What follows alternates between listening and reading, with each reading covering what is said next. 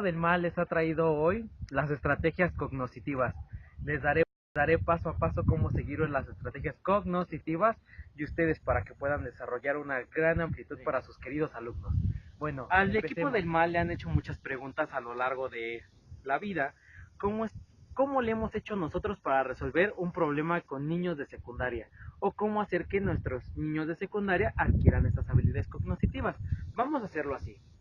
¿Qué le interesa a nuestros queridos alumnos de nivel secundaria? Muy fácil, les interesan cosas que le llamen la atención, ya sea como una buena lectura, un buen cuento o ciertos textos que desarrollen en ellos interés. En esto vamos a aplicar que el maestro día a día tenga que darles apoyo, que tenga que darles un cierto criterio sobre cómo él ve la lectura o cómo darle pasos para que él siga adelante en una lectura, en algún trabajo, en un tema en específico, al igual que el maestro debe de implementar, que debe ayudar a nuestro alumno para seguir fomentando este desarrollo cognitivo. Algo que podemos ver muy en claro a nivel secundaria es que nuestros alumnos tienen muchas dudas cuando es la parte de química. La parte de química, cómo desarrollar habilidades para que nuestro alumno aprenda con una habilidad cognoscitiva este tema de química. Muy fácil. El caso más peligroso en esto se podría decir que es el de la tabla periódica. ¿Cómo hacer para que nuestro alumno aprenda la tabla periódica de la manera más sencilla y práctica? Algo que podríamos notar sería una canción de todos los elementos de la tabla periódica, esto con el fin de que pueda resolver. Es una forma práctica de cómo desarrollar y aprender nuestra habilidad, cómo desarrollar así de una manera muy increíble la habilidad cognitiva y aprendernos así la tabla periódica, que es lo que más se dificulta, y esta es la habilidad cognitiva que más cuesta, porque algunos tenemos la habilidad de aprender mediante canciones, porque ¿quién no aprende mediante canciones? Bueno, eso ha sido todo por la parte del aprendizaje cognoscitivo. Bueno, en este caso, las estrategias cognoscitivas. Si tú eres maestro, debes empeñar cada una de las habilidades. Puedes hacerlo mediante un resumen, mediante una canción o mediante los juegos de palabras. O, como quien diría, a base de preguntas, ya sea falso o verdadero o preguntas de opción múltiple. Bueno, un buen pedagogo o un buen maestro analiza estos métodos de la manera siguiente. Hace en clase un examen diagnóstico. Te preguntarás, ¿qué es un examen diagnóstico? Un examen diagnóstico es un examen previo de todos los conocimientos adquiridos día con día en una clase, o de un libro o de algún tema en específico. Nuestros alumnos de esta manera van aprendiendo cómo desarrollar los temas mediante el conocimiento previo, ya que esto le ayuda a reforzar sus conocimientos adquiridos. Esto mediante la memorización, que se hace del siguiente efecto para que el alumno pueda recordarlo de una manera que el resumen es como la parte donde fundamentamos todos nuestros conocimientos adquiridos en clase. Un ejemplo podría ser cuando analizamos un libro. En el libro analizamos primero el texto, leemos la lectura y le damos una comprensión. Para realizar la comprensión hemos desarrollado que debe de ser un resumen previo sobre toda la historia, donde narras en tu manera de cómo lo entendiste y cómo recataste la información. Son las habilidades cognitivas. Vamos a empezar que cada alumno debe desarrollar la etapa de poder aprenderse y ayudar a entenderse la información, pero no la información tal y como se la queremos dar a entender. El equipo del mal hoy trajo para ti sencillamente los pasos que tú debes de seguir. Primero vamos a hacer lo siguiente. Tu alumno debe de analizar la información, debe aprenderla y redactarla. Las formas en las que podemos dar a entender estos temas son de la siguiente manera. Las maneras en las que puede aprender tu alumno es mediante leer una lectura y hacer un resumen previo o hacer un análisis de preguntas. De esa manera nuestro alumno va entendiendo las ideas y va pudiendo recaptar la información que es debida. El equipo de mal te ha explicado muchas cosas del día de hoy. Hoy hemos aprendido diversas cosas que nos van a ayudar para poder ayudar a nuestros alumnos. Nos preguntaremos cómo desarrollar el pensamiento cognoscitivo de nuestros alumnos de preescolar. Muy fácil. Esa es la pregunta que más nos han hecho a nosotros. Sí, nosotros el mal, el mal. Bueno, entonces una manera previa de ayudar a nuestros alumnos de preescolar sería que nosotros le diéramos una lectura a un libro.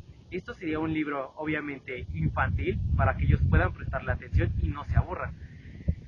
Podríamos preguntarle al alumno después de darle la lectura qué fue lo que él entendió, y eso fue una fácil respuesta de nuestros alumnos para explicar cómo ha desarrollado su habilidad cognitiva el día de hoy. Ahora nos preguntaremos, ¿cómo ayudar a un niño de la primaria? ¿Alguna vez se ha preguntado cómo ayudar a un niño de primaria? Muy fácil. Podríamos ponerle un texto, que él analice el texto. Él va a desarrollar las habilidades de entender el texto. Es como por decir así, en un ejercicio matemático a nivel primaria podemos darnos cuenta que los ejercicios matemáticos ya vienen con un escrito. El alumno debe de interpretar y resolver.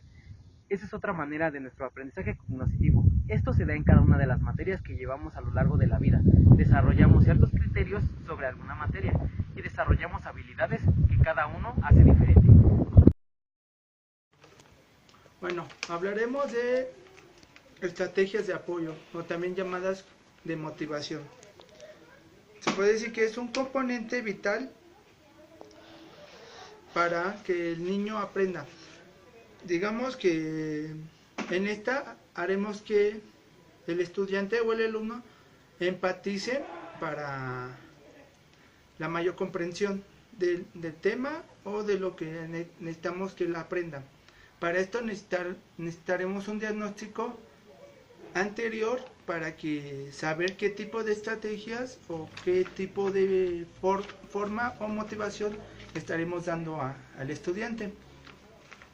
Aquí dice que la actuación motivada es el resultado de elementos conscientes e inconscientes. ¿Qué quiere decir? Que a veces puede ser consciente de que está motivado o no puede estar consciente. Se podría decir, por ejemplo, una persona que quiere ser veterinario se motiva con tal de ayudar a los animales o de saber un poco más acerca de estos. O también puede ser sus valores, su propia personalidad u otros factores, como aquí dice. La actuación de la persona adquiere una organización condicionada por los valores, las expectativas, las creencias sobre la propia capacidad de esfuerzo y de trabajo, la autoestima y las emociones que arrastran las experiencias anteriores. En esta es lo que decía, que puede ser que sea un factor importante para que esté motivado. Cada individuo se motiva de manera diferente. Y esto sería principalmente los puntos para la estrategia de, bueno, también apoyo. Hablaremos también de las estrategias metacognitivas. Estas tratan de decir que es el propio alumno o estudiante hace su propio estudio. O sería más común aprender a aprender, como el famoso lema de algunas instituciones, aprender a aprender.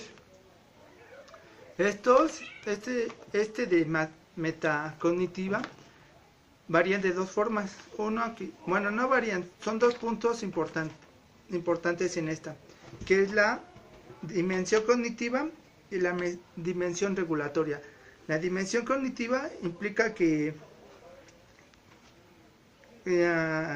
estar activo y a regular sus propias cogniciones, o sea que él va a aprender lo que él necesita, lo que él quiere aprender.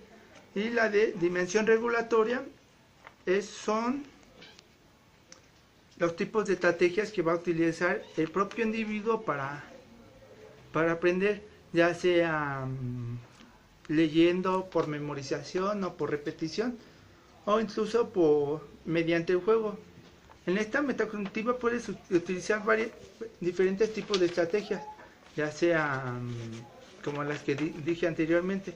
No importa el tipo de estrategia, con tal de que tú aprendas.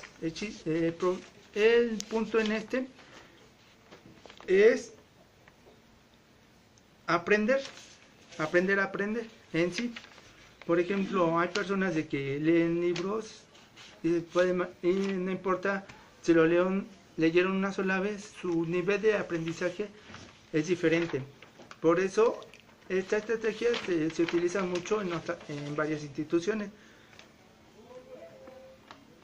Aquí hay unos puntos que dice estrategias de planificación.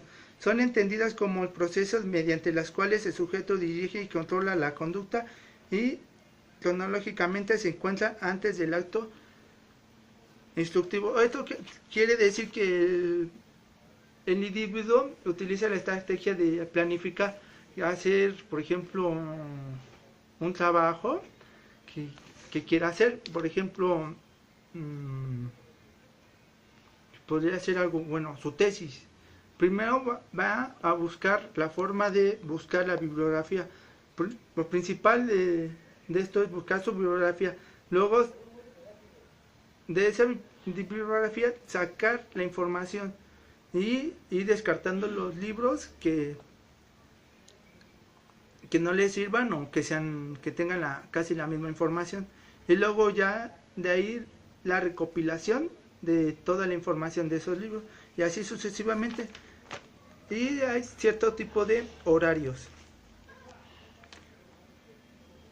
De la estrategia de evaluación, cuando hablamos de qué tipo de estrategias que nos referimos encaminadas al control del conocimiento y asimilación, o sea, qué es lo que queremos aprender, cómo lo vamos a asimilar. Para cada tipo de persona asimila de forma diferente, por eso el individuo va a tener que asimilarlo de manera diferente. Y la estrategia de evaluación consiste en como en la misma definición de evaluación lo indica, verifica el proceso en este caso de aprendizaje. O sea, él se va a evaluar a sí mismo qué tanto aprendió, si le sirvió su estrategia o no. Por todo esto sería todo.